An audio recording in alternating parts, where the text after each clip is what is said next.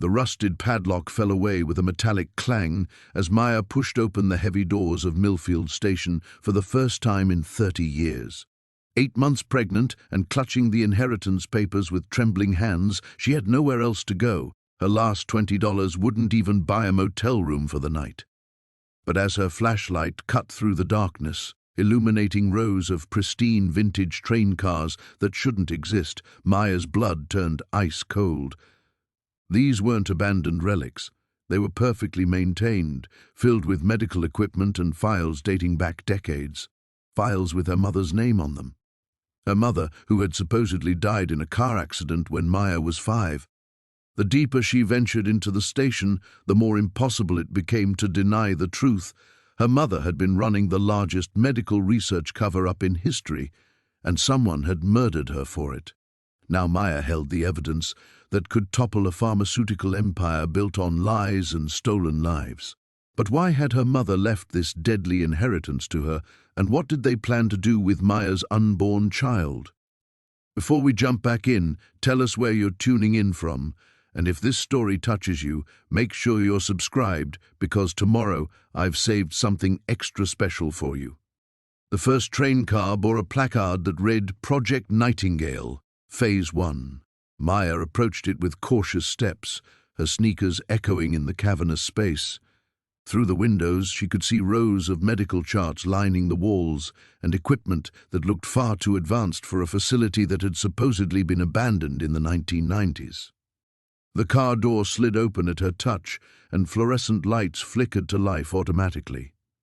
Maya gasped. This wasn't just preserved, it was active. The computers hummed with electricity, their screens displaying data streams that meant nothing to her but everything to someone who was clearly still monitoring them. She moved to the nearest filing cabinet, her heart hammering against her ribs. The folders were organized by date, starting from 1987 and continuing through to just last month. Maya pulled out a thick manila file labeled Subject Group 7 and opened it with trembling fingers. The photographs inside made her legs nearly buckle. Dozens of pregnant women, their faces blurred but their medical conditions meticulously documented. Each file contained the same elements: ultrasound images, blood work, and a final page stamped with red ink that simply read, "Terminated." Not the pregnancies, the women themselves. Maya's vision blurred as she flipped through page after page of documentation. These weren't medical trials. They were systematic experiments on expectant mothers conducted under the guise of prenatal care, and at the bottom of every authorization form was the same elegant signature, Dr. Elena Vasquez, her mother's name. A sound from the platform made Maya freeze. Footsteps, slow and deliberate, approaching the train car. She quickly stuffed the file into her jacket and killed her flashlight, plunging herself into darkness just as the automatic lights in the car went out. Maya Vasquez. The voice was male, calm, and carried the authority of someone accustomed to being obeyed. "We know you're here." She crouched behind a desk, hardly daring to breathe. Through the window, she could see 3 figures moving through the station with military precision, their own flashlights sweeping systematically across each car. "Your mother was a brilliant woman," the voice continued, closer now. "She understood that medical progress requires sacrifice, that some lives matter more than others. We had hoped you might share her perspective." Maya's hand instinctively went to her belly again. The baby kicked hard, as if protesting the stranger's words. She bit her lip to keep from crying out. "The inheritance wasn't random, Maya. Your blood work from the clinic last month was very interesting, very promising. Your child has certain genetic markers that would be invaluable to our research." The footsteps stopped directly outside her car. Maya could see the beam of light playing across the windows, searching for any sign of movement. "You can make this easy or difficult," the voice said, "but you will come with us tonight. The choice is simply whether you walk out of here or we carry you." Maya's mind raced. The inheritance papers had mentioned an emergency exit in the station master's office, but that was 3 cars away. She would have to move fast and pray that her pregnancy didn't slow her down too much.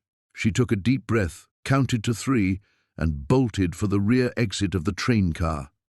Behind her, shouts erupted as the men spotted her movement. Their flashlights blazed to life, turning the station into a maze of light and shadow as Maya ran for her life and the life of her unborn child.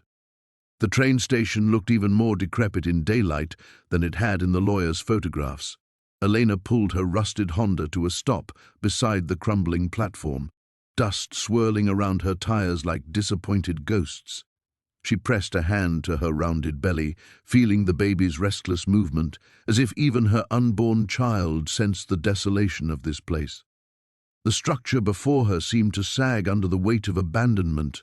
Weathered boards hung at odd angles, and weeds had claimed the platform with aggressive determination. A faded sign reading Millbrook Station clung to the building's facade by a single rusted nail.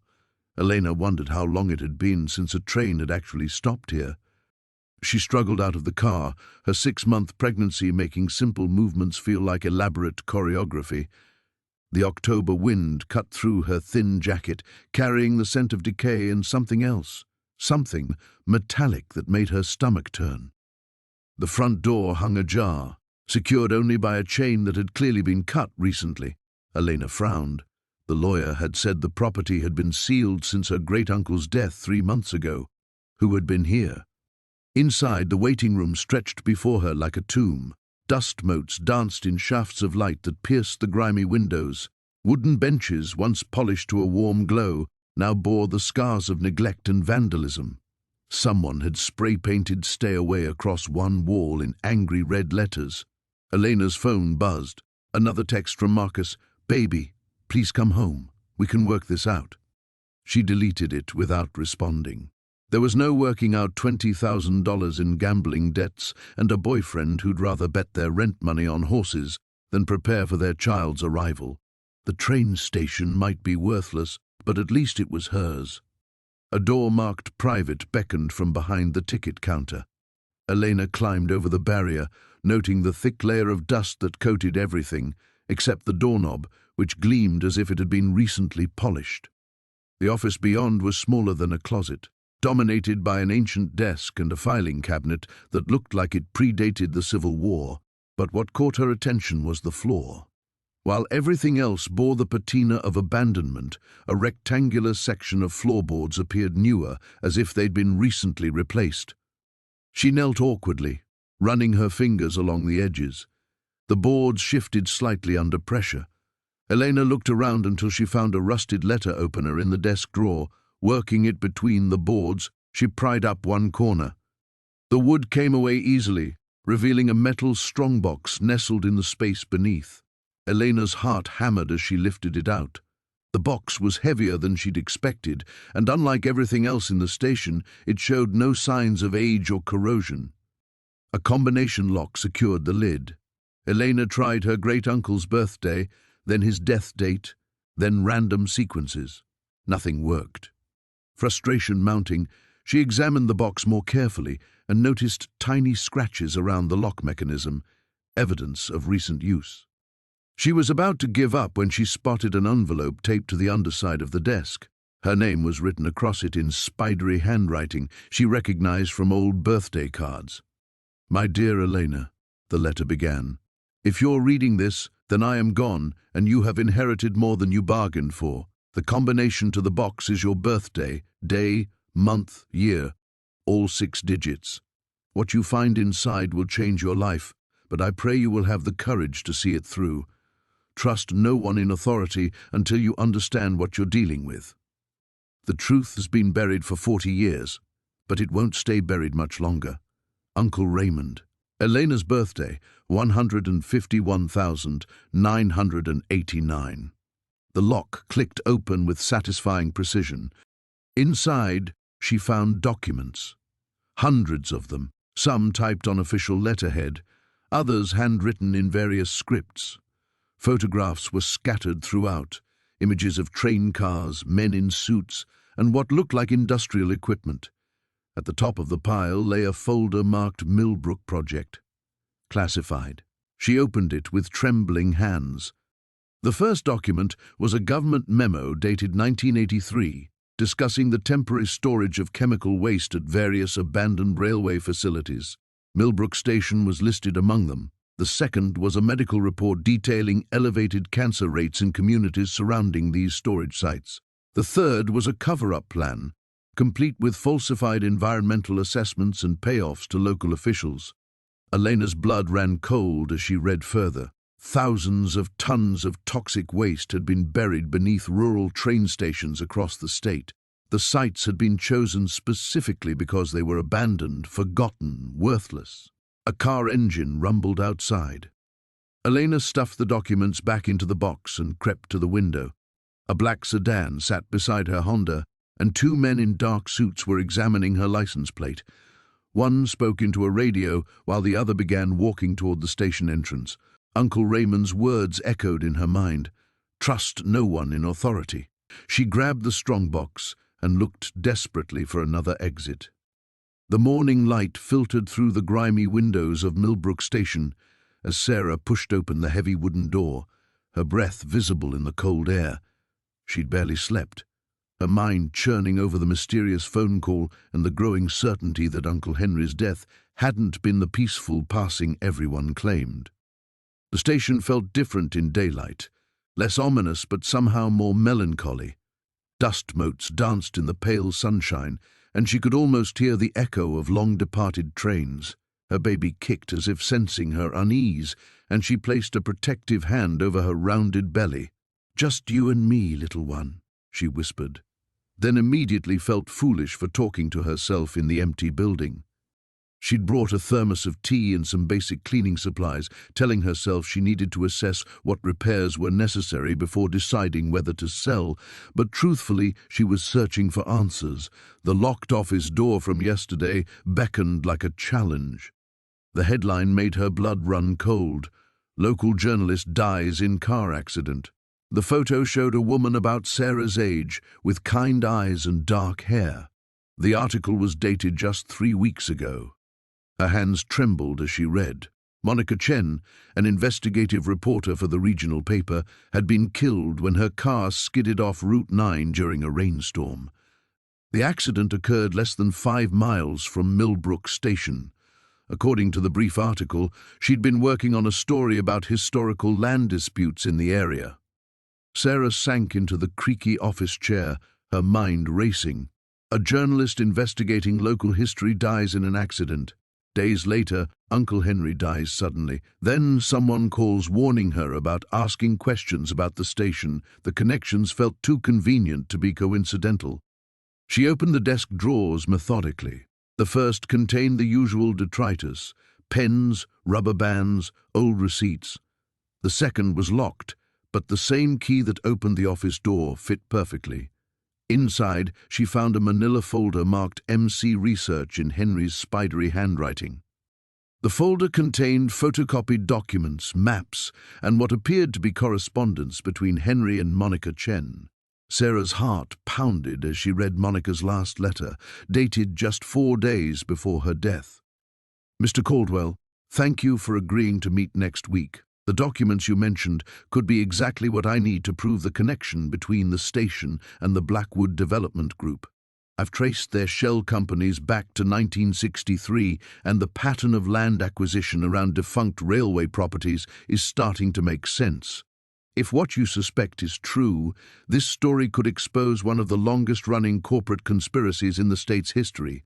I'll be there Tuesday at 3 p.m. as planned." Sarah's breath caught.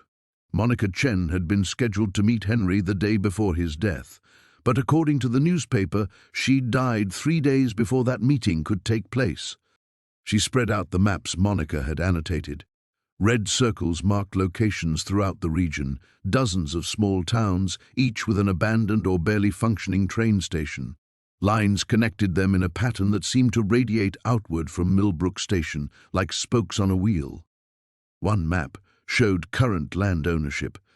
Nearly every marked location was now owned by subsidiaries of the Blackwood Development Group, a name that sparked a vague recognition in Sarah's memory. She'd heard of Blackwood. They were behind several major development projects, including the controversial Riverside Mall complex that had displaced hundreds of families. A loose photograph fell from the folder as she handled the papers. It showed the interior of what looked like Millbrook Station's basement, but the space appeared much larger than what she'd glimpsed yesterday. Steel shelving lined the walls, filled with boxes and containers. In the foreground, barely visible in the dim lighting, was what appeared to be laboratory equipment. Sarah's phone buzzed with a text message. "Stop looking or join your uncle." This time, the threat was explicit. Her hands shook as she quickly photographed every document in the folder with her phone, then returned everything to its original position. Whatever Uncle Henry and Monica Chen had discovered, it was worth killing for.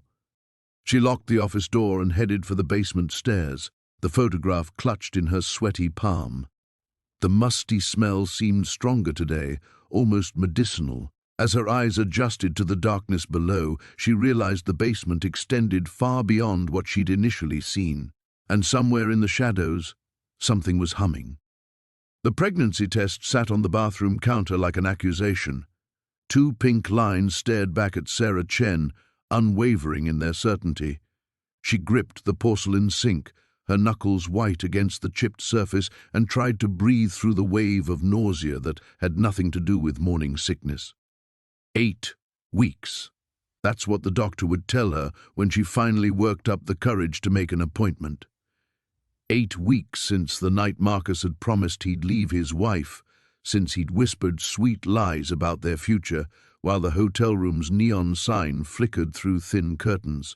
8 weeks since her world had tilted off its axis. The irony wasn't lost on her. Just when she thought her life couldn't get more complicated, Uncle Harold's letter had arrived like some cosmic joke. A train station. Of all things, he'd left her a train station. Sarah splashed cold water on her face and studied her reflection. Dark circles shadowed her eyes, and her usually pristine appearance showed cracks. The junior partnership at Morrison and Associates suddenly felt more precarious. How long before the morning sickness became obvious?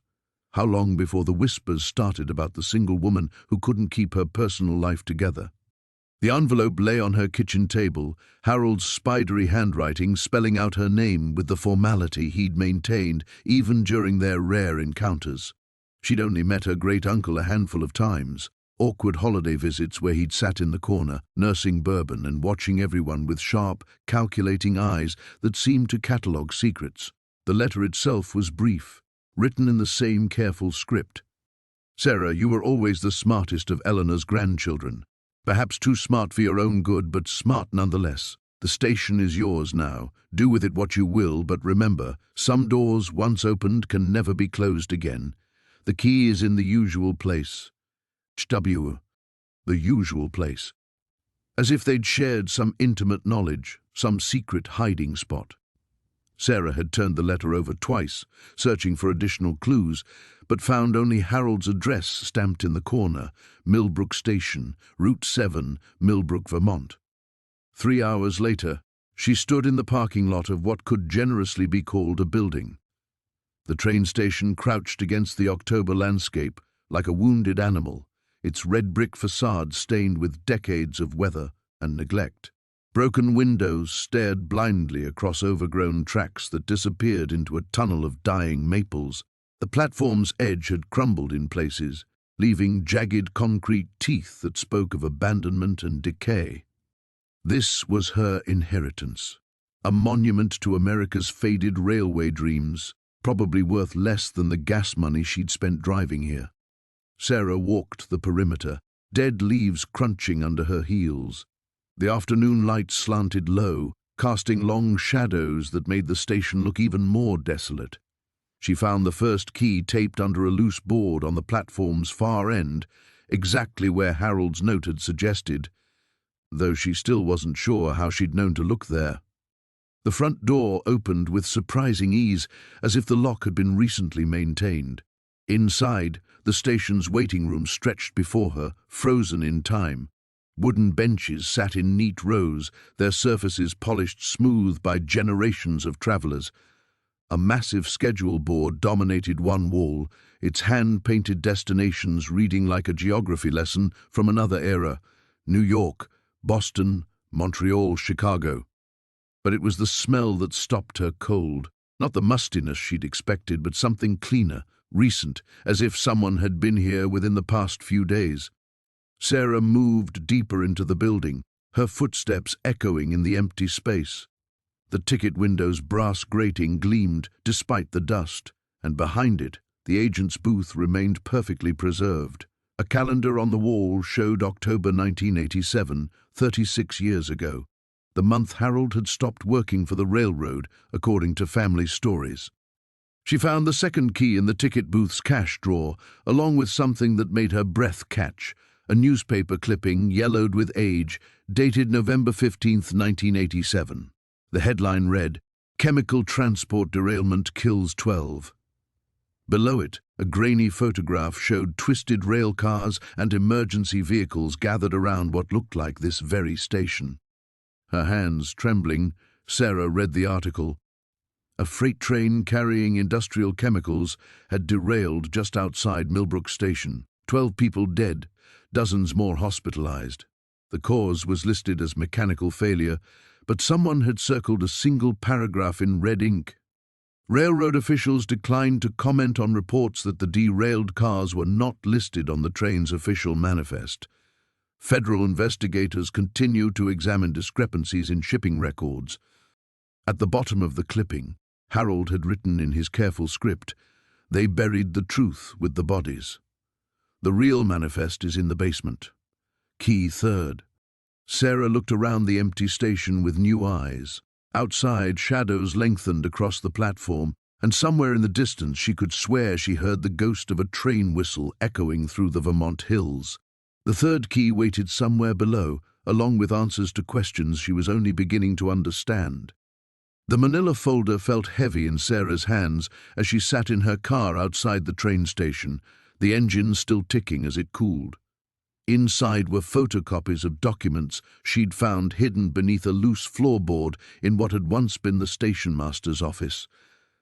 Her heart hammered against her ribs as she read through them again, hoping she'd misunderstood something the first time. She hadn't. The papers detailed a network of shell companies, all connected to Meridian Industries, the same corporation that had been trying to buy the station from her. But these weren't ordinary business documents. They outlined a systematic cover-up spanning 3 decades, involving contaminated groundwater, buried EPA reports, and what appeared to be deliberate suppression of cancer cluster data from surrounding communities. Now, staring at a document marked Confidential, Meridian Executive Review, she understood why someone might want her to stop digging. The paper outlined a final solution to the Millbrook situation, a plan to acquire all remaining properties in the area and demolish them, effectively erasing any evidence of environmental damage. The train station sat right in the middle of it all. Thunder rumbled overhead as dark clouds gathered, matching Sarah's mood. She tucked the papers back into the folder and stepped out of the car. The baby kicked, as if sensing her agitation. "I know, little one," she murmured, placing a hand on her belly. "This is all pretty scary." Inside the station, shadows seemed deeper than before. Sarah had brought a flashlight this time, and its beam cut through the gloom as she made her way back to the office where she'd found the documents. If there was one hiding place, there might be others. The wooden floor creaked under her feet as she searched methodically, running her hands along the baseboards and checking for more loose boards. Behind her, something scraped against the window, probably a tree branch in the rising wind, but it made her jump nonetheless. In the far corner of the room, her flashlight beam caught something that made her pause. A section of the wall looked different, slightly discolored. When she pressed against it, it gave way slightly. Her pulse quickened as she realized it was a hidden panel. Inside was a metal box, its surface tarnished with age. Sarah's hands trembled as she lifted it out and set it on the dusty desk. The lid opened with a rusty squeal, revealing more documents, photographs, and what looked like a journal bound in cracked leather. The first photograph made her stomach lurch. It showed the Millbrook River, but not as she knew it now. This version ran dark and oily, with dead fish floating on the surface. A handwritten note on the back read, "July 1994, 3 days after midnight dump." She flipped through more photos, Barrels being unloaded from trucks under cover of darkness, men in hazmat suits working by the riverbank, and finally, a group photo of people in expensive suits standing in front of a Meridian Industries sign. One face made her blood run cold. Detective Morrison's younger face stared back at her from the photograph. He stood next to a man the photo's caption identified as M. Chen, Regional Director. Morrison wasn't just familiar with the case, he'd been part of whatever had happened here. The journal's pages were yellowed and brittle, filled with careful handwriting that documented dates, times, and activities. The author had been watching, recording, gathering evidence. Sarah read entry after entry describing midnight convoys, unusual illness patterns in local wildlife, and what appeared to be payoffs to local officials. The final entry was dated just 3 months ago. They're getting closer. If something happens to me, everything is here. The station holds the truth. Someone needs to know what they've done to this place, to these people. It was signed E. Hawthorne. Sarah's breath caught. Edgar Hawthorne, the man who'd left her the station. He hadn't been just some distant relative with a weird hobby. He'd been investigating Meridian, collecting evidence, and apparently getting close enough to the truth that someone had wanted him stopped. Outside, a car door slammed. Sarah's blood turned to ice as she heard footsteps approaching the station, heavy boots on gravel moving with purpose. She quickly gathered the documents and photos, stuffing them back into the metal box. The front door creaked open. "Miss Chen?" Detective Morrison's voice echoed through the empty station. "Your car's outside. I know you're in here." Sarah clutched the metal box to her chest, her mind racing. The back exit. Was there still a back exit? She remembered seeing a door behind the ticket counter. Moving as quietly as she could, she crept toward it, praying the floorboards wouldn't betray her. "We need to talk," Morrison called out, his footsteps growing closer. "About your safety. There are dangerous people interested in this place." Sarah's hand found the back door handle, just as Morrison's flashlight beam swept across the wall beside her. The photograph trembled in Sarah's hands as she stared at her father's face, 20 years younger but unmistakably him, standing beside the very train platform where she'd found the hidden panel. The timestamp read July 15th, 1999, 3 months before he supposedly took his first job at the pharmaceutical company. Her legs gave out, and she sank into the dusty chair behind the station master's desk. Everything he'd told her about his career, about how he'd worked his way up from an entry-level position, had been a lie. He'd been here, at Millbrook Station, involved in whatever had happened during those missing years from the shipping logs. Meridian. The name meant nothing to her, but she grabbed the notebook she'd been using to track her findings and wrote it down alongside the other fragments she'd collected. The dates on the photographs spanned 3 years, from 1999 to 2002, then stopped abruptly. A sound outside made her freeze. Footsteps on gravel, slow and deliberate. Sarah quickly stuffed the photographs back into the envelope and shoved it into her jacket. She moved to the window and peered through the grimy glass. A black sedan sat in the parking lot, its engine ticking as it cooled. She hadn't heard it arrive over the sound of the wind. A tall man in a grey suit stood near the platform, speaking quietly into a phone. Even from a distance, there was something predatory about the way he moved, scanning the area with practiced efficiency. Sarah's heart hammered against her ribs. She ducked below the window line and tried to control her breathing. This couldn't be a coincidence. Someone knew she was here, knew she was digging into the station's secrets. She crawled toward the back of the office, where a second door led to what had once been a storage room. The man's voice drifted through the walls, too muffled to make out words, but the tone was sharp, authoritative. He was giving orders to someone. The front door handle rattled. Sarah bit back a gasp and pressed herself against the storage room wall. The main door was locked, but these old locks wouldn't stop someone determined to get inside. She needed another way out. The storage room had a single window, painted shut and facing the woods behind the station.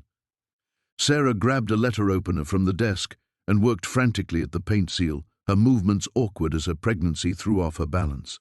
The blade slipped, cutting her finger, but she barely noticed the sting. Glass shattered in the front office. He'd given up on the lock. The window finally gave way with a groan of protest.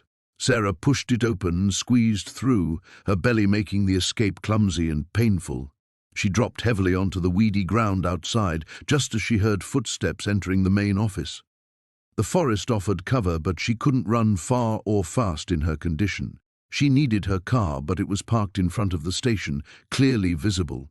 Moving as quietly as possible, she circled wide through the trees, thorns catching at her clothes and scratching her arms. Through the branches, she could see the man inside the station, methodically searching through the drawers and papers she'd left scattered on the desk. He moved with military precision, photographing everything with a small camera before replacing items exactly where he'd found them.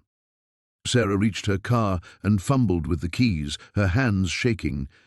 The engine turned over on the third try, and she reversed quickly, gravel spraying. In her rearview mirror, she saw the man emerge from the station, watching her go but not pursuing. That somehow made it worse. His calm confidence suggested he already had what he needed, or that he knew he could find her whenever he wanted. She drove home on autopilot, her mind racing faster than her car. The photograph in her jacket seemed to burn against her skin. Her father hadn't just worked for people involved in the conspiracy, he'd been one of them. And now, by inheriting the station, she'd stepped into whatever role he'd left behind. The question was whether he'd meant to protect her or had unknowingly made her a target. "The water contamination reports," she whispered, picking up a manila folder marked with red stamps. Inside were laboratory results dating back 30 years, documenting chemical levels that made her stomach turn. Benzene, trichloroethylene, heavy metals, all at concentrations far exceeding safe limits. The affected area encompassed not just the train station property, but dozens of surrounding blocks where families had lived, where children had played. Her phone buzzed. Unknown number. "Hello? Miss Chen, this is Detective Rodriguez. We need to talk. There's been another incident." Sarah's blood chilled. "What kind of incident? Can you meet me at the station?" "And Sarah, be careful who you trust." The line went dead. Sarah gathered the documents with shaking hands, stuffing them into a worn messenger bag she'd found in the office. Every instinct screamed at her to run, to forget about the train station and disappear somewhere safe until her baby was born. But the faces in the medical reports haunted her. Children with rare cancers, adults with neurological disorders, entire families destroyed by illnesses that could have been prevented. "Marcus Webb is in the hospital," Rodriguez said without preamble. "Someone worked him over pretty good. He's conscious, but barely. Before the paramedics took him, he managed to say one word, Sarah. The room seemed to tilt. Is he going to be okay? Hard to say. But here's what I know. This is bigger than a simple inheritance dispute. I've been digging into your aunt's death and the pieces don't fit. Clara Morrison was scheduled to meet with a federal prosecutor the day she died. Something about environmental crimes and cover-ups. Rodriguez slid a thin file across the table. Toxicology came back clean, no poison, no drugs, but there were traces of a synthetic compound in her system, something that could trigger a heart attack in someone with her condition.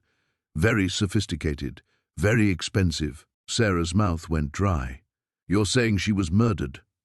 I'm saying someone with serious resources wanted her silenced, and now they're after anyone who might know what she knew. The detective leaned forward, her expression grave. What did Marcus show you? Sarah hesitated, then pulled out several documents from her bag. Rodriguez's eyes widened as she scanned the chemical reports and corporate correspondence. Jesus, the detective breathed. Henley Corporation has contracts with half the city. They've got judges, councilmen, probably state legislators in their pocket. If this gets out, it could bring down the entire local government, Sarah finished. But what about the people who are sick? What about the families who deserve to know why their loved ones died? Rodriguez studied her for a long moment. You're thinking about going public. I'm thinking about doing what my aunt couldn't. Sarah placed her hand protectively over her belly.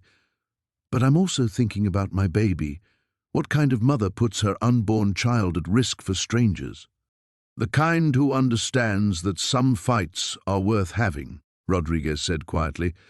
But if you're going to do this, you need protection. Real protection. I have contacts at the FBI, people who specialize in environmental crimes and corporate corruption. Sarah's phone rang. The caller ID showed her apartment complex's main office. Miss Chen, this is building management. There's been a break-in at your unit. The police are here, but, well, whoever did this was looking for something specific. Everything's been torn apart. Sarah's blood turned to ice. She looked at Rodriguez, who had clearly overheard. Pack what you need, the detective said grimly. You're not going home tonight. Maybe not for a while. As they left the police station, Sarah caught sight of a black sedan parked across the street. The same model she'd noticed outside the train station earlier. The windows were tinted, but she could feel eyes watching her every move. The car followed them for 6 blocks before disappearing into traffic, leaving Sarah with the chilling realization that her decision had already been made for her. There was no going back to her quiet life now. The only way forward was through the truth, no matter how dangerous the path ahead. The manila envelope trembled in Sarah's hands as she stared at the contents spread across the station master's desk. Photographs, documents, and what appeared to be shipping manifests dating back 30 years created a damning mosaic of corruption. Her uncle's careful handwriting filled the margins of every page, tracking patterns that made her blood run cold. The pregnancy test she'd taken that morning sat forgotten in her purse. 26 weeks along, and she'd stumbled into something that could endanger not just her life, but her unborn child's future. The baby kicked sharply against her ribs, as if sensing her distress. Chemical waste shipments, she whispered, reading aloud from one of the manifests. Route 47B, frequency bi-monthly. The dates corresponded with her uncle's meticulous notes about increased cancer rates in 3 counties, towns she'd never heard of, but whose names now carried the weight of tragedy. A photograph slipped from her fingers, floating to the dusty floor. She bent awkwardly to retrieve it, her rounded belly making the movement difficult. The image showed a convoy of unmarked trucks at what she now recognized as the old loading platform behind the station. Men in hazmat suits supervised the transfer of large containers, marked only with cryptic numerical codes. The sound of gravel crunching outside made her freeze. A car door slammed, followed by footsteps approaching the station's front entrance. Sarah's pulse quickened as she frantically gathered the documents, stuffing them back into the envelope. The footsteps stopped directly outside the door. 3 deliberate knocks echoed through the empty station. Mrs. Chen, I know you're in there. The voice was smooth, professional, with an undertone that made her skin crawl. My name is Director Morrison. I think we need to talk. Sarah pressed herself against the wall beside the window, trying to glimpse the visitor without being seen. A black sedan sat in the gravel lot, its engine still ticking as it cooled. Through the glass, she could make out a tall man in an expensive suit, his silver hair gleaming in the afternoon sun. I represent certain interests that your uncle may have mentioned in his research, Morrison continued. We're prepared to make you a very generous offer for the station and any materials he may have left behind. The baby kicked again, harder this time, and Sarah winced. Her doctor had warned her about stress during the 3rd trimester. She thought about her empty bank account, the medical bills piling up, the tiny apartment that barely had room for a crib. Whatever Morrison was offering would probably solve all her immediate problems. But her uncle's notes had mentioned Morrison by name, not favorably. I understand you're expecting, Morrison said, his tone shifting to something that might have been concern, if not for the calculation behind it. A child changes everything, doesn't it? Makes one consider what's truly important. Security, safety, a future free from unnecessary complications. Sarah's hand instinctively moved to her belly. The threat was subtle but unmistakable. She looked down at the envelope in her hands, thinking about the cancer clusters, the contaminated water supplies, the children in those distant towns who would never have the chance her baby would have. Her uncle had spent decades documenting the cover-up, risking his life to gather evidence that could bring justice to thousands of victims. The front door rattled as Morrison tested the handle. "I'm going to leave my card in the doorframe, Mrs. Chen. You have 24 hours to consider my offer. After that, well, I'm afraid the situation becomes more complicated." She heard him walk away, but instead of starting the car immediately, he made a phone call. His words drifted through the window. "She's here, but not cooperating yet." "Yes, sir. I understand. The timeline is firm." The sedan pulled away, leaving a cloud of dust that settled slowly in the humid air. Sarah remained motionless for several minutes, listening to the familiar sounds of the old station. Whine through the eaves, the distant whistle of an active freight line, her own rapid breathing. When she finally moved to the window, she saw the business card wedged in the doorframe as promised. Below it, Morrison had written a number, $500,000. $500,000. More money than she'd ever imagined having. Enough to disappear, to start over somewhere safe, to give her child every advantage. All she had to do was hand over the envelope and pretend she'd never seen its contents. She thought about the families in those photographs her uncle had taken. Children playing in contaminated soil, elderly residents filling water jugs from poisoned wells, all while corporate executives and government officials counted their profits. The baby kicked once more, a firm reminder of the life depending on her choices. Sarah looked at the envelope, then at Morrison's card with its impossible offer. 24 hours to decide between safety and justice. The station's old clock chimed 4 times, marking the beginning of the longest day of her life. The basement of the old train station felt like a tomb, the musty air thick with decades of secrets. Sarah's flashlight beam cut through the darkness, illuminating rows of filing cabinets that stretched into the shadows. Her hands trembled as she pulled open the first drawer, revealing folders packed with yellowed documents. Marcus stood guard at the top of the stairs while she worked, his voice a whispered warning every few minutes about footsteps or car engines outside. The baby kicked restlessly in her belly, as if sensing her urgency. She had maybe an hour before Dr. Whitmore expected her back at the clinic for more tests. Tests she now suspected were part of something far more sinister than routine prenatal care. The first folder contained shipping manifests from the 1980s, trainloads of what appeared to be medical supplies, but the quantities were staggering, enough to supply entire hospital systems, not the small rural clinics listed as destinations. Her grandfather's handwriting filled the margins with increasingly frantic notes, doses too high, children affected, and most chilling of all, they know I'm asking questions. Sarah photographed each page with her phone, her heart racing as the pattern became clear. The trains had been carrying experimental drugs, distributed through a network of rural medical facilities under the guise of a government health initiative. The real purpose was testing, using isolated communities as unwitting subjects for pharmaceutical trials. A folder marked Whitmore made her blood run cold. Dr. Whitmore had been involved from the beginning, overseeing distribution in their region. The documents detailed side effects that had been systematically covered up, birth defects, neurological damage, early deaths attributed to unrelated causes. Her grandfather had been documenting it all, building a case that would have exposed the conspiracy. "Sarah!" Marcus's urgent whisper echoed down the stairs. Car coming up the drive, dark sedan. She grabbed armfuls of the most damning files, stuffing them into her bag. The basement had a rear exit that led to the old loading dock, her grandfather's emergency escape route that she'd discovered as a child playing hide-and-seek. But as she headed for the door, another folder caught her eye. Her own name was written on the tab in fresh ink. Inside, she found her complete medical history, dating back to her first visit to Dr. Whitmore's clinic 6 months ago.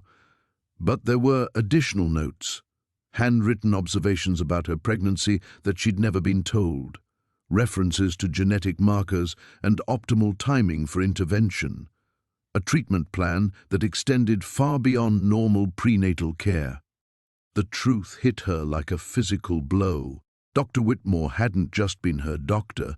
He'd been studying her, preparing her for something. The vitamins he'd prescribed, the additional appointments he'd insisted on, even his recommendation that she move back to town during her pregnancy. All of it designed to keep her close and monitored. Footsteps on the floor above made her decision for her. She shoved the folder into her bag and ran for the rear exit, emerging into the pale afternoon sunlight behind the station. Marcus appeared seconds later, having slipped out through a side window. They made it to Marcus's truck and were pulling away as the dark sedan came into view. Sarah slumped down in the passenger seat, her mind reeling from what she'd discovered. The conspiracy wasn't just about past crimes, it was ongoing. And somehow, her pregnancy had made her a target. "Where to?" Marcus asked, glancing nervously in the rearview mirror. As they drove, Sarah called the number she'd found in her grandfather's notes. It rang 4 times before a cautious voice answered. "This is Dr. Elizabeth Chen." "Dr. Chen, my name is Sarah Mitchell. My grandfather was Henry Mitchell, and I think you knew him." A long pause. "Sarah? My God, I wondered what happened to Henry's family. Are you safe?" "I don't think so. I'm pregnant, and I think they've been using me for some kind of medical experiment. I found my grandfather's files." "Listen to me carefully." Dr. Chen's voice turned urgent. "Don't trust anyone in your local medical system. The program never ended, they just moved it deeper underground. Rural pregnant women have been targeted for decades. The birth defects, the stillbirths that get blamed on environmental factors, it's all connected." Sarah felt the baby kick again, harder this time. "What do they want with our babies?" "Genetic modification trials. They're trying to create resistance to biological weapons, but the side effects..." Dr. Chen's voice broke. "I've been fighting this for 30 years. Your grandfather was going to help me expose it before he died. Then we finish what he started," Sarah said, surprising herself with her determination. The truck rounded a bend, and Marcus's cabin came into view, a small sanctuary where she could plan her next move. Behind them, the road remained empty, but Sarah knew it wouldn't stay that way for long. The manila envelope felt heavier than it should have, as Sarah clutched it against her chest, her heartbeat echoing in the abandoned train station's main hall. Marcus had disappeared into the shadows near the old ticket booth, leaving her alone with revelations that made her stomach churn with something beyond morning sickness. Inside the envelope were photocopies of shipping manifests from 1987, each one bearing the letterhead of Meridian Industries, the same company whose executives had been calling her incessantly since Uncle Henry's funeral. The documents detailed monthly shipments through the station, always on the 3rd Tuesday, always in unmarked containers. But it was the destination codes that made her blood run cold: military installations, government research facilities, and what appeared to be coordinates for sites across 3 states. The baby kicked, as if sensing her distress. Sarah pressed her free hand to her abdomen, whispering reassurances she didn't feel. How had a simple inheritance turned into this nightmare of corporate conspiracies and mysterious deaths? Footsteps echoed from the platform outside. Not Marcus's careful tread, but the sharp click of expensive shoes against concrete. Sarah ducked behind the old information kiosk, grateful for the shadows cast by broken windows and 20 years of accumulated dust. "The woman was here," a voice said, cold and professional. "Fresh footprints in the dust, and someone's been moving things around. Then find her." This second voice carried authority and barely controlled rage. Henley should have destroyed everything before he died. Sentimental fool. Sarah's breath caught.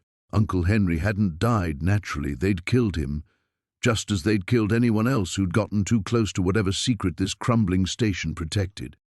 So, with respect, eliminating her might draw unwanted attention. She's pregnant, recently widowed. The locals would notice if something happened to her. "The locals will believe whatever we tell them to believe. We've managed that for 35 years. The authoritative voice moved closer to Sarah's hiding spot. What matters is recovering the evidence and ensuring no one else comes looking for it. Sarah held her breath, pressing herself deeper into the shadows. The baby seemed to sense the danger, settling into stillness as if it too understood the need for silence. What about the chemist who's been helping her? Dr. Rodriguez found traces of the compound in the groundwater. If she shared that information, Rodriguez has been handled. House fire, very tragic. Family of 4. The casual mention of murder, of an entire family destroyed, sent ice through Sarah's veins. These people didn't just kill to protect their secret. They obliterated anyone who posed even a theoretical threat. As the men headed for the basement stairs, Sarah made a desperate decision. She slipped from her hiding place, moving as quietly as her pregnancy allowed toward the rear exit. The envelope crinkled softly against her jacket, and she froze, certain they'd heard. But their footsteps continued downward, voices echoing up from below as they discovered the hidden room. Jesus Christ! He'd documented everything. 35 years of operations. Names, dates, locations. The older man's voice carried a mixture of fury and grudging respect. He was more thorough than we gave him credit for. Sarah reached the exit as crashes, and the sound of destruction erupted from below. They were destroying evidence, eliminating any trace of what Uncle Henry had spent decades collecting. But they didn't know she carried copies of the most damaging documents. Outside, the evening air felt sharp against her flushed cheeks. She needed to find Marcus, needed to get somewhere safe where they could examine what she'd discovered. But as she hurried toward the tree line where they'd agreed to meet, her phone buzzed with a text message. "We have your friend. Return to the station with all documents or he dies. You have 10 minutes. Sarah's legs nearly gave out. They had Marcus. Somehow, these people who killed families and buried evidence for decades had captured the only person trying to help her. She looked back at the station, where lights now blazed in windows that had been dark for 20 years. 2 more black cars had arrived, and she could see figures moving purposefully through the building. The baby kicked again, harder this time, as if protesting the impossible choice she faced. Save Marcus and surrender the evidence that could expose decades of murder and conspiracy, or run and let an innocent man die for her uncle's crusade for truth. 9 minutes. The rain hammered against the train station's windows as Maya clutched the decoded documents to her chest, her heart racing. The truth she'd uncovered was worse than anything she could have imagined. Her grandfather hadn't just been a witness to corruption. He'd been systematically documenting a conspiracy that reached into the highest levels of government and industry. The pharmaceutical testing, the covered-up deaths, the falsified safety reports that had allowed contaminated drugs to reach the market, killing thousands while executives lined their pockets. And now, with these documents, she held the power to expose it all. But first, she had to survive the night. The sound of car engines outside made her freeze. Through the rain-streaked glass, she could see headlights cutting through the darkness, multiple vehicles surrounding the station. Her phone buzzed with a text from Detective Chen. "Get out now. They know you have it." "She's in there," a gruff voice called out. "Remember, we need those papers intact. The woman is expendable." Maya's blood turned to ice.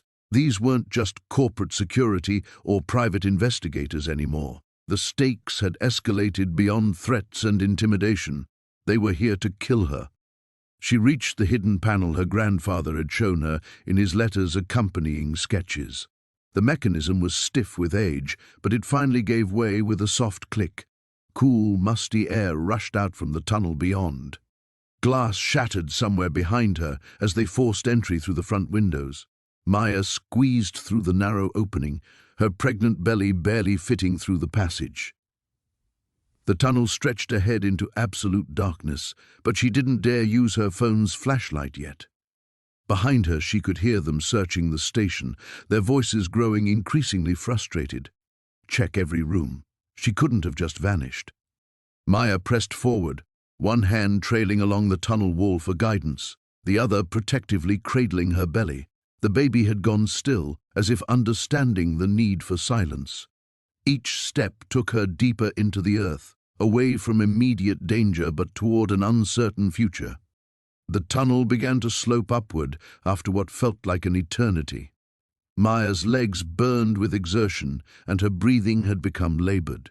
She paused to rest, finally risking a brief flash of light from her phone to check her surroundings. The tunnel walls were carved from solid rock, reinforced with old timber supports that spoke of another era entirely. This wasn't just an escape route, it was part of something larger. Her grandfather had been planning for this moment for decades. A distant sound made her freeze, footsteps echoing from far behind. They'd found the hidden entrance. Maya pushed forward with renewed urgency. The tunnel began to branch into multiple passages, and she had to trust her grandfather's carefully drawn map. Left at the first junction, straight through the second, then right where the walls opened into a natural cave system. Her phone buzzed again. Another message from Detective Chen, safe house compromised. Federal agents en route to your location. Hold position until backup arrives. But Maya couldn't hold position. The footsteps behind her were getting closer, and she could see the dancing beams of flashlights reflecting off the tunnel walls. She had to keep moving. The passage finally opened into the old mine shaft her grandfather had described. Moonlight filtered down through a concealed opening above, providing just enough illumination to navigate.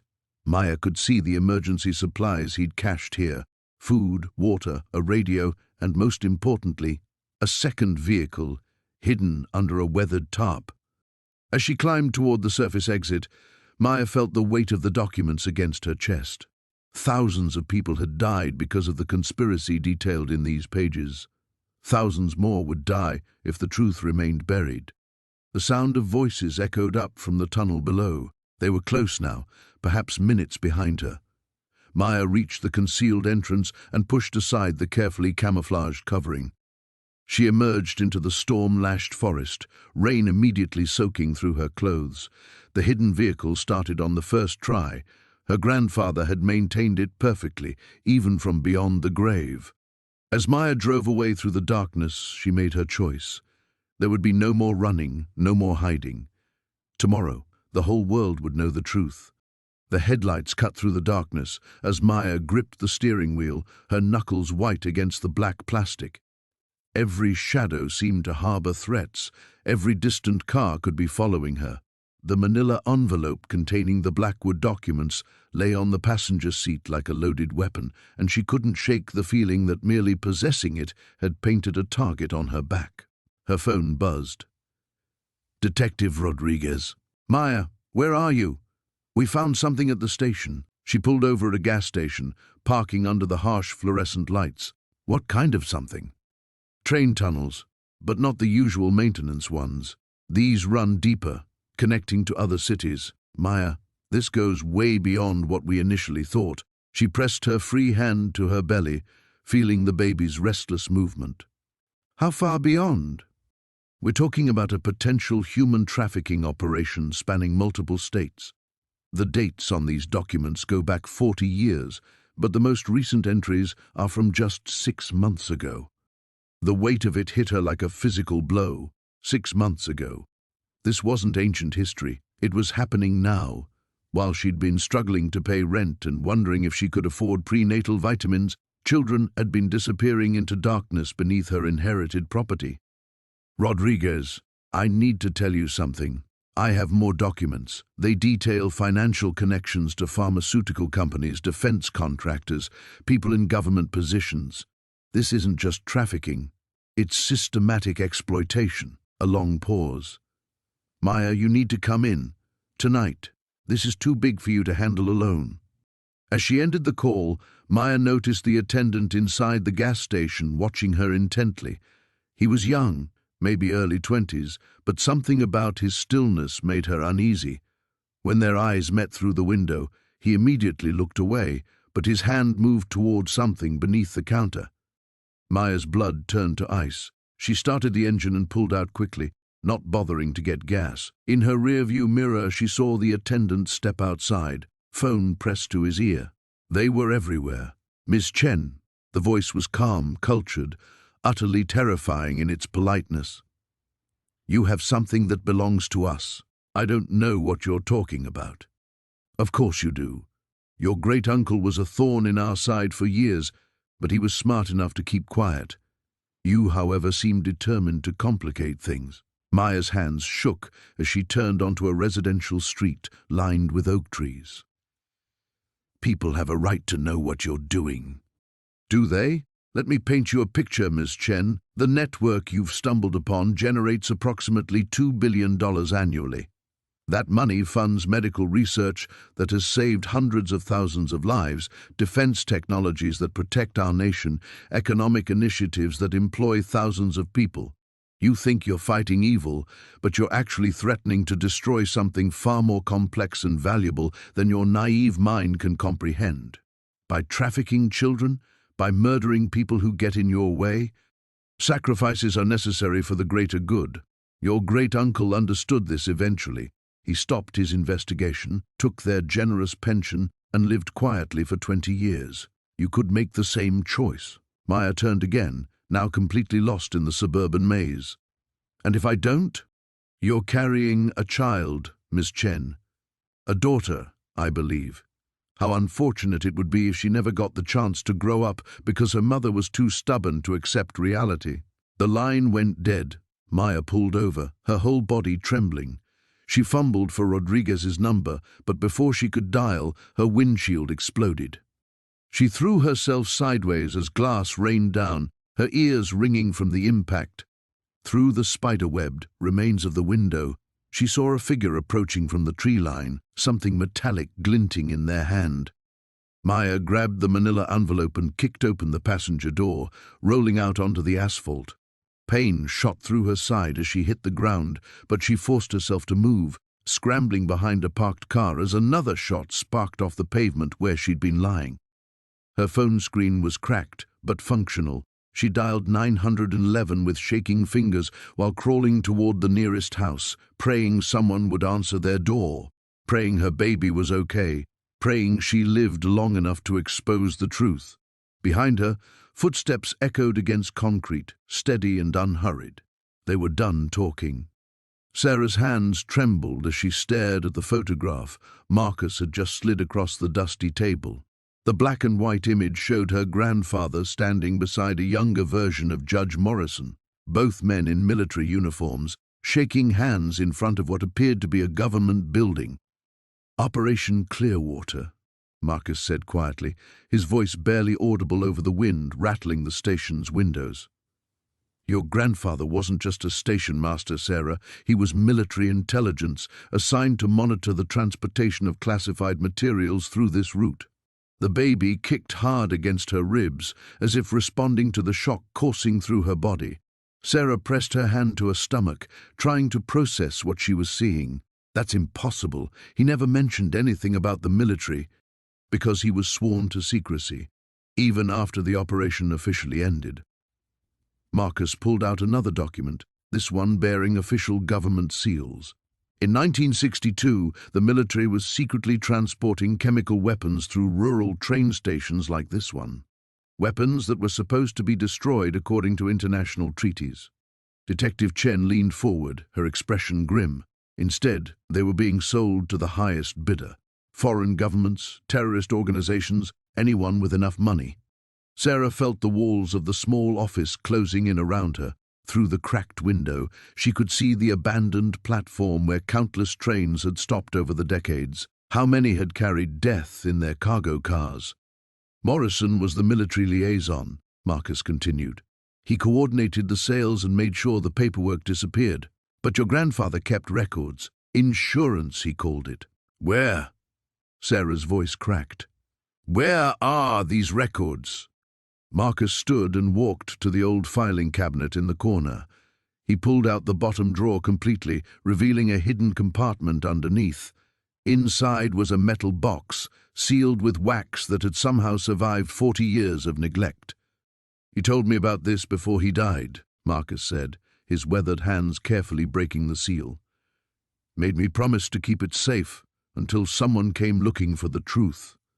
More than operating, Chen said darkly. They've expanded. The chemical weapons were just the beginning. Now they're involved in arms dealing, human trafficking, political manipulation. Morrison's been their inside man for decades, using his position to cover their tracks. Sarah's phone buzzed with a text message. The number was blocked, but the message was clear: stop digging or your baby pays the price. Her blood went cold. They know we're here. Chen was already moving toward the window, her hand on her weapon. We need to leave. Now. But as they gathered the documents, Sarah heard the unmistakable sound of car engines approaching, multiple vehicles moving fast across the gravel road that led to the station.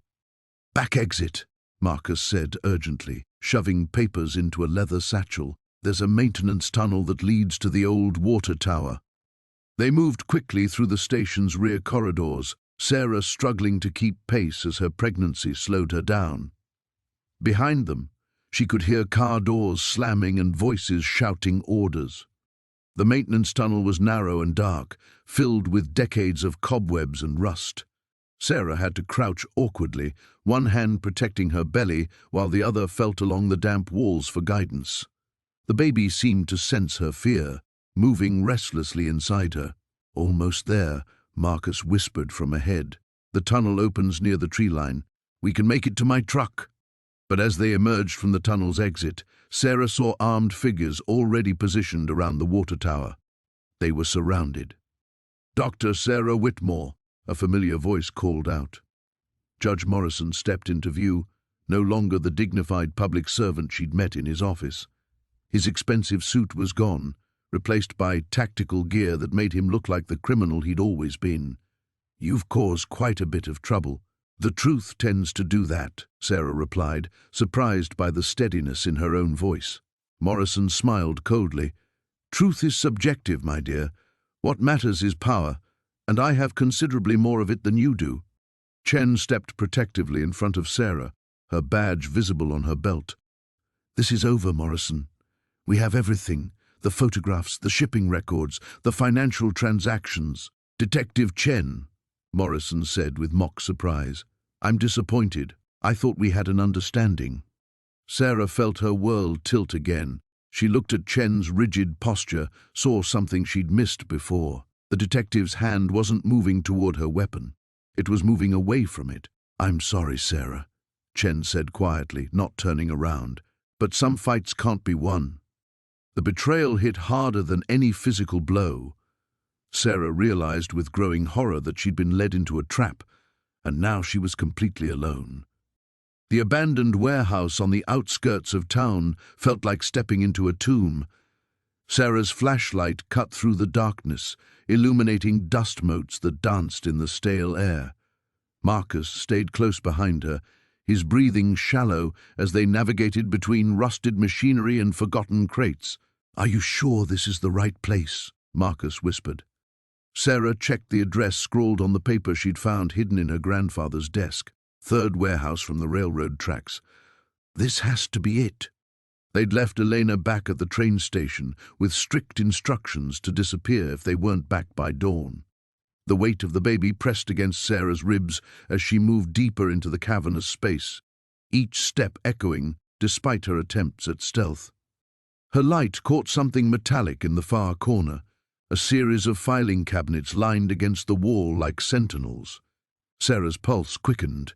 After everything they'd discovered about the water contamination conspiracy, about the cover-up that had cost her grandfather his life, these cabinets might hold the final pieces of evidence they needed. The first drawer stuck, protesting with a screech that made both of them freeze. When no alarm sounded, no footsteps came running, Sarah pulled harder. Inside, manila folders stretched back as far as her light could reach. She grabbed the first file and opened it. Medical records, dozens of them. Children's names, dates, symptoms that made her stomach clench. Developmental delays, birth defects, cancer diagnoses. All from towns along the railroad corridor where Blackwood Industries had dumped their chemical waste for decades. Jesus, Marcus breathed, reading over her shoulder. There are hundreds of them. Sarah's hands trembled as she flipped through page after page of documentation. These weren't just statistics, they were real families, real children who had suffered while Blackwood and their government contacts buried the truth. Her own baby kicked as if sensing her distress.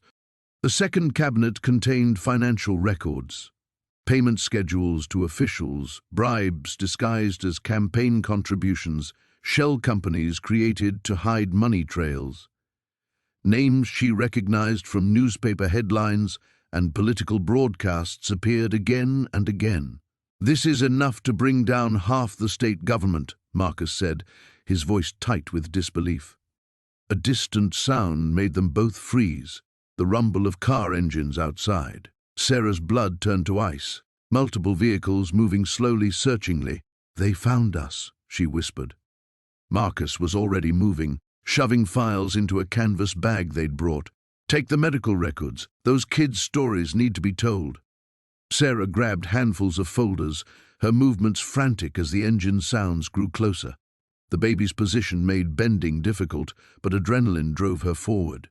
These documents represented justice for her grandfather, for all the families who'd suffered in silence. The warehouse's main door exploded inward just as they reached a rear exit.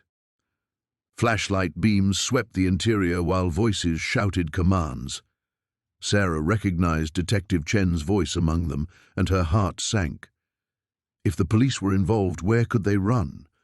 Marcus pushed her toward a loading dock at the building's back.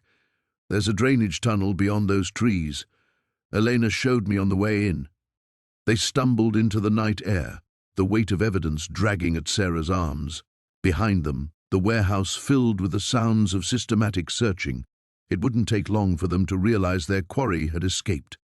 The drainage tunnel was exactly where Marcus had indicated, a concrete pipe large enough to crawl through if they hunched low. Sarah's pregnant belly made the journey agonizing, but the alternative, capture, was worse. The files pressed against her chest as she inched forward through shallow, stagnant water. They emerged into a storm drain system that ran beneath the old part of town. Marcus had a rough idea of the layout from his earlier reconnaissance, and they made their way toward the train station through a network of forgotten passages that reeked of decay and neglect. "Why didn't we think of this before?" Sarah gasped as they paused at a junction. "If Elena knows these tunnels, she could have been moving around town unseen for months." "Probably how she's survived this long," Marcus agreed. "The question is whether she'll still be there when we get back." Above them, they could hear the distant wail of sirens. The search was expanding beyond the warehouse. Sarah pressed her hand to her belly, feeling the baby's restless movements. How much more stress could either of them take? The final stretch to the train station required crossing 200 yards of open ground. They waited in the tunnel mouth until the last police car passed, then ran. Sarah's lungs burned and her back ached, but the promise of temporary safety drove her forward. The train station appeared ahead, dark and seemingly empty. Too empty. "Elena?" Marcus called softly as they approached. No answer came from the shadows, only the sound of wind through broken windows and the distant rumble of trains that no longer stopped at this forgotten platform. Sarah's grip tightened on the files. They had the evidence now, but their protector had vanished into the night. The abandoned warehouse smelled of rust and decades of decay, but Sarah barely noticed as she crouched behind a stack of rotting crates, her heart hammering against her ribs. Through the grimy windows, she could see Blackwood's men positioning themselves around the building's perimeter. They'd found her safe house faster than she'd anticipated. A laptop screen glowed in the darkness, the upload progress bar crawling toward completion with agonizing slowness. 87%. The evidence that would expose the toxic waste cover-up, the murdered whistleblowers, and the decades of poisoned communities was almost free. Almost. A metallic clang echoed through the warehouse. They were inside. Sarah's phone buzzed silently. A text from Marcus, 2 minutes out. Hold position. 91%. "Sarah Chen." Blackwood's voice boomed through the cavernous space. "You're cornered. There's nowhere left to run." 94%. A beam of light swept dangerously close to her hiding spot. Sarah held her breath, pressing herself deeper into the shadows. The baby kicked hard, as if sensing the danger, and she bit back a gasp of pain. "You think you're protecting people," Blackwood continued, his voice closer now. "But you have no idea what you're destroying. The jobs, the economic stability of entire regions, the carefully balanced systems that keep society functioning. 97%. Sarah's finger hovered over her phone, ready to text Marcus the moment the upload completed. Through a gap in the crates, she caught a glimpse of movement. A figure in tactical gear was methodically checking each row of storage. "Your grandfather understood compromise," Blackwood said. "He knew when to look the other way for the greater good. That's why he lived as long as he did." The casual cruelty in his voice made Sarah's blood run cold. They'd let her grandfather live only because he'd stayed silent. The moment she'd started digging, she'd signed both their death warrants. 99%. The footsteps were almost on top of her now. Sarah could see the tactical light bouncing off the concrete floor just meters away. Her thumb was poised over the phone's send button when a new sound cut through the warehouse. Sirens. "Sir, we have multiple units approaching," a voice crackled over radio static. The upload bar hit 100% just as Marcus's text arrived. "Federal marshals en route. Signal when clear." Sarah's relief was short-lived. The footsteps were running now, but not away from her position. Toward her. "Find her now!" Blackwood shouted. The beam of light swung around the edge of her hiding spot. Sarah rolled sideways, clutching the laptop, just as the tactical officer rounded the corner. She scrambled between the crates, her pregnant belly making her clumsy and slow. "Here!" the officer shouted. Sarah burst from the maze of storage containers into the main warehouse floor, exposed under the harsh emergency lighting that someone had switched on. Blackwood stood near the entrance, his expensive suit incongruous among the industrial decay. 3 armed figures moved to cut off her escape routes. "The upload is complete," she called out, surprised by how steady her voice sounded. "Every major news outlet, the FBI, the EPA. It's over, Blackwood." His face remained impassive, but she caught the slight tightening around his eyes. "That information is classified national security material. It will be suppressed within hours. Maybe some of it, but not all. Not the human stories, not the cancer clusters and the dead children and the families who trusted you." The sirens were louder now, close enough that she could see flashing lights through the windows. Blackwood glanced toward the sound, his jaw working. "You think this ends anything?" he said finally. "There are systems in place you can't even imagine. Safeguards. This is just one facility, one operation. You've won a battle in a war you don't understand. Then I guess I'll have to keep fighting." The warehouse doors exploded inward. Federal agents in tactical gear poured through the entrances, their weapons trained and voices shouting commands. Sarah dropped to her knees, hands visible, protecting the laptop and her belly as chaos erupted around her. Through the confusion of shouted orders and running figures, she saw Blackwood's face one last time before the agents surrounded him. There was no anger there, no defeat, just a cold calculation that chilled her more than any threat. As the agents helped her to her feet and began securing the scene, Sarah realized with growing unease that Blackwood's final expression had looked less like surrender and more like someone playing a longer game than she'd ever imagined. The evidence was public now, but something in his eyes suggested this victory might be more costly than she'd anticipated. Sarah's hands trembled as she uploaded the final document to the secure server. The basement of the old newspaper office felt like a tomb, lit only by the pale glow of multiple computer screens. Marcus worked frantically beside her, his fingers flying across the keyboard as he prepared the simultaneous release to 17 news outlets across 3 countries. "That's everything," she whispered, placing a protective hand over her belly. The baby had been restless all day, as if sensing the danger closing in around them. The medical records, the financial transfers, the cover-up documents, all of it. Marcus nodded grimly, sweat beading on his forehead despite the cool underground air. Once this goes live, there's no taking it back. They'll come for us with everything they have. Through the small basement window, Sarah could see black SUVs circling the building like sharks. They'd found them faster than expected. The conspiracy Marcus had helped orchestrate for 20 years had tentacles reaching into every corner of government and corporate power. Even now she could hardly believe the scope of what they'd uncovered. The train station had been just the beginning. What started as a simple inheritance from her estranged uncle had revealed a web of corruption that stretched back to the 1970s. The pharmaceutical giant Meridian Corp hadn't just covered up the deadly side effects of their psychiatric medication.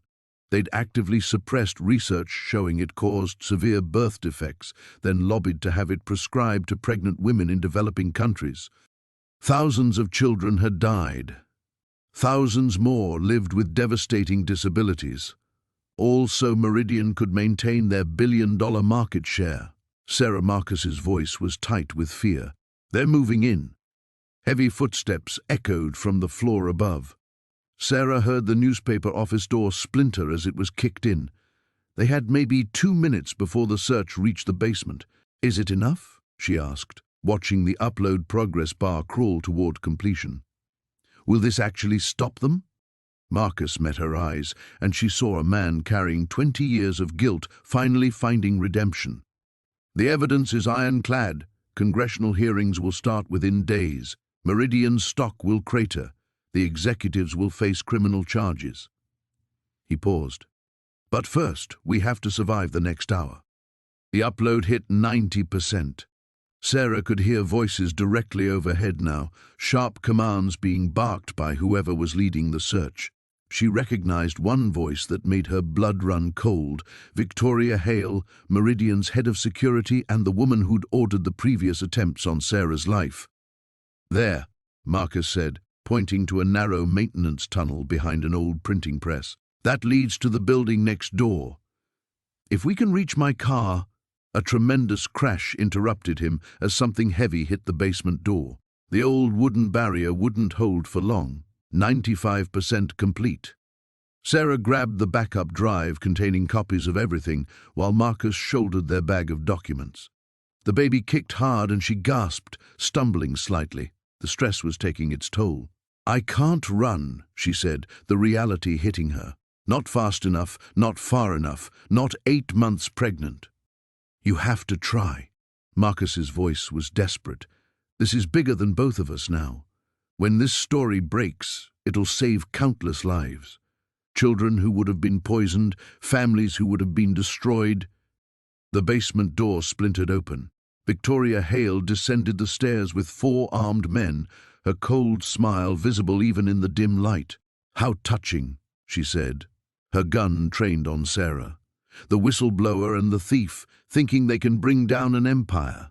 98%. It's over, Victoria, Marcus said, stepping protectively in front of Sarah. The evidence is already uploading. In 60 seconds, the whole world will know what Meridian has done.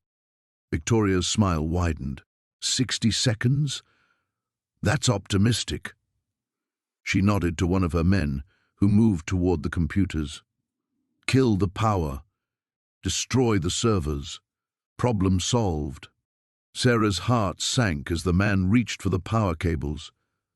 20 years of evidence, thousands of lives hanging in the balance, and it would all disappear because they'd been found 30 seconds too soon. Then she remembered the train station. You're too late, she said, surprised by the steadiness in her own voice. This isn't the only copy. Victoria's eyes narrowed. Explain. Sarah smiled, thinking of the hidden chamber beneath the old station platform, the one place they'd never found despite searching for months. My uncle was paranoid about digital security. Everything's been backed up to a dead man's switch. If we don't check in within the next 10 minutes, it all releases automatically. It was a bluff, but Victoria hesitated. That moment of uncertainty was all Marcus needed. He lunged forward, tackling the man reaching for the computers. 100% complete. Across 3 continents, the biggest pharmaceutical scandal in history began flooding newsrooms and social media feeds. The truth was finally free. The abandoned warehouse smelled of rust and decay, but Elena forced herself to focus on the laptop screen glowing in the darkness. Her fingers moved frantically across the keyboard, uploading the final batch of documents to every major news outlet she could find. The baby kicked restlessly, as if sensing her mother's urgency. "Almost done," she whispered, more to herself than to Marcus, who stood guard near the shattered window.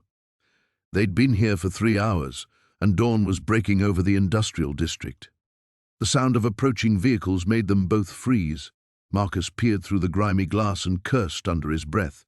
Black SUVs, at least 4 of them. Elena's heart hammered against her ribs. 2 more minutes. I just need 2 more minutes. We don't have 2 minutes. Marcus was already moving toward her, his face grim. They found us.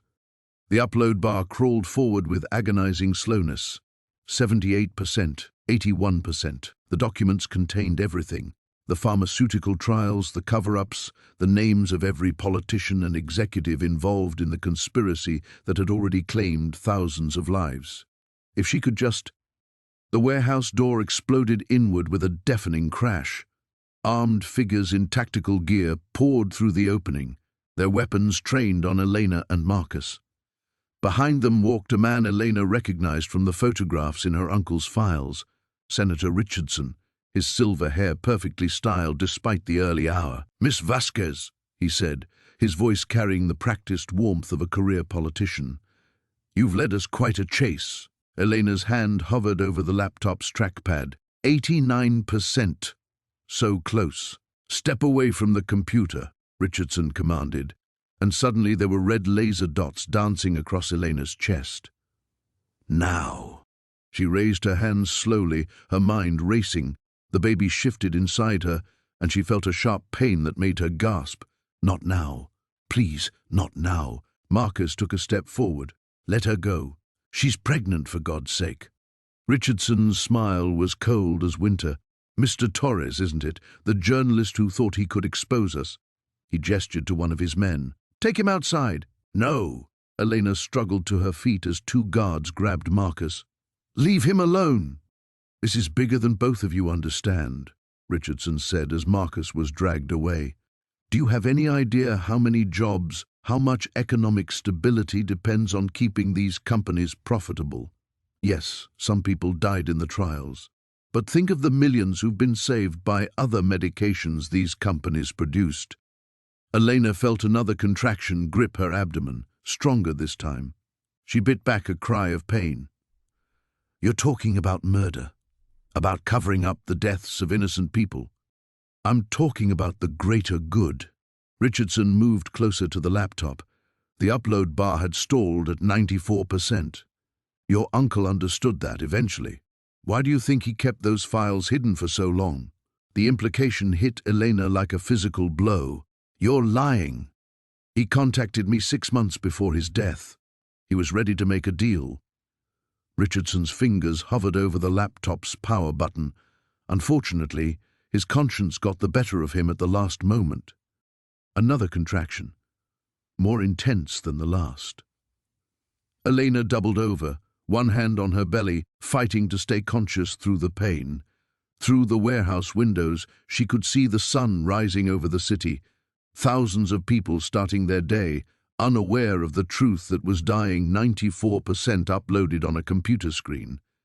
"The medication that killed those people," Elena gasped between contractions. "It's still being used, isn't it? In other countries, places where the regulations are looser." Richardson's silence was answer enough. The contraction passed, leaving Elena dizzy but determined. She straightened up, meeting the senator's gaze. "My uncle left me that train station for a reason. He knew someone would have to finish what he started. Your uncle was a romantic who forgot how the real world works." Richardson reached for the laptop. Elena lunged forward, her hand slapping the trackpad just as another contraction seized her. Through a haze of pain, she saw the upload bar complete, 100%. The screen flashed green. "Sent." Richardson's face went white with rage. "You have no idea what you've just done." "I know exactly what I've done." Elena sank to her knees as the contractions intensified. Around them, she could hear Richardson barking orders into his phone, but it was too late. The truth was out there now, beyond his reach. As another wave of pain washed over her, Elena thought of her uncle, of Marcus being held somewhere in this warehouse, of the child fighting to be born into a world that might finally be a little bit safer. She'd made her choice. Now she had to survive long enough to see what came next. The baby was coming, and Elena Vasquez was about to discover just how far desperate people would go to bury the truth. The morning sun cast long shadows across the abandoned platform as Sarah stood before the assembled crowd of reporters, federal agents, and local officials. Her hands trembled slightly as she gripped the microphone, but her voice remained steady when she began to speak. For 40 years, the people of Millbrook and surrounding communities have been dying from cancers and birth defects at rates far above the national average. They were told it was bad luck, genetics, coincidence. She paused, her free hand instinctively moving to her belly. They were lied to. Behind her, Agent Morrison nodded encouragingly. The documents they'd recovered from the hidden chamber beneath the station were spread across tables like damning evidence in a courtroom. Train manifests, chemical analysis reports, correspondence between Hartwell Industries executives, all of it pointing to decades of illegal toxic waste disposal. My great-uncle, Thomas Brennan, discovered what Hartwell Industries was doing in 1983. They were using this train station as a transfer point for chemical waste that should have been properly disposed of. Instead, it was buried in unmarked sites throughout our region, poisoning our water table and soil. Sarah's voice grew stronger with each word. When Thomas tried to expose them, they killed him and made it look like an accident.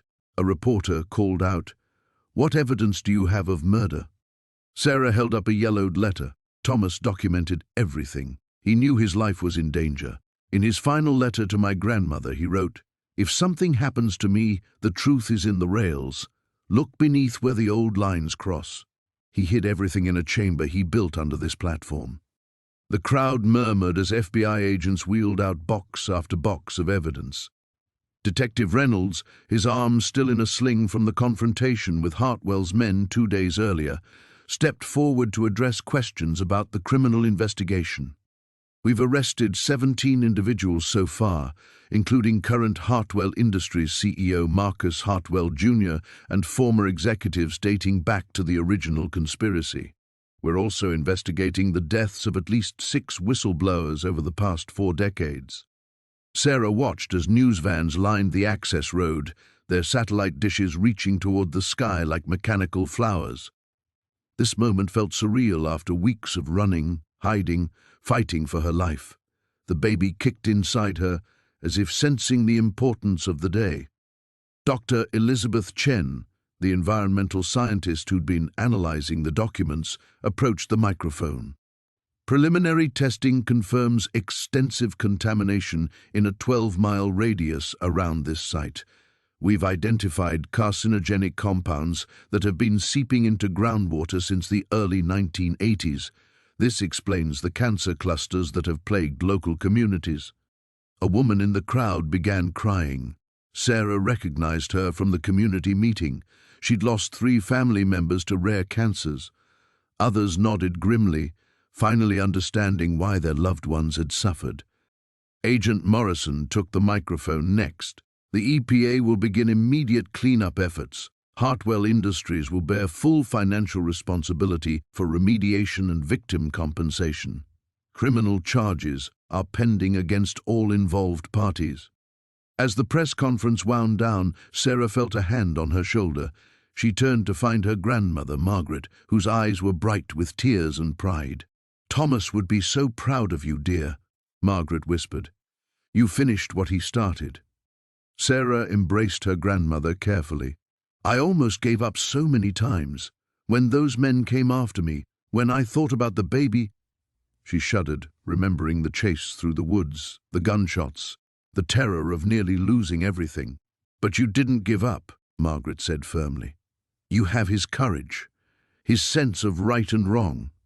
Later, as the crowds dispersed and the evidence was loaded into federal vehicles, Sarah walked the empty platform one last time. The old station building would be demolished as part of the cleanup, but its secrets had finally been revealed. Children would grow up drinking clean water, breathing clean air, because Thomas Brennan had been brave enough to hide the truth, and she had been brave enough to find it. Detective Reynolds joined her at the platform's edge. The district attorney says the evidence is overwhelming. We're looking at dozens of felony convictions, potentially hundreds of millions in settlements for victims' families. Sarah nodded, watching the sun climb higher over the tracks that had once carried death in disguise. What happens to the station now? After cleanup, the city wants to turn it into a memorial park. They're thinking of calling it Brennan Memorial Station. Reynolds smiled slightly. Seems fitting. A gentle breeze stirred the autumn leaves around the platform. Sarah could almost imagine her great-uncle's presence, finally at peace knowing the truth had emerged. She placed both hands on her belly, feeling the strong, healthy kick of new life. The nightmare was over. The conspiracy that had claimed so many lives was finally exposed. Justice would be served, and the healing could begin.